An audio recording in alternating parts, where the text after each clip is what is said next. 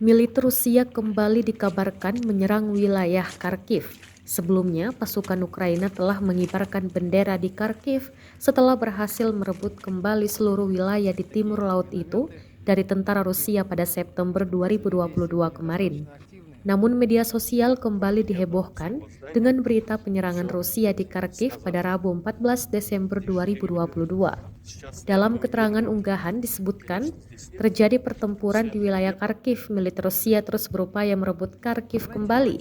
Pasukan Rusia yang dimobilisasi dan tentara bayaran menangkis serangan dan menghancurkan musuh di arah Kupiansk. Pasukan kami terus memberikan kerusakan yang signifikan pada angkatan bersenjata Ukraina.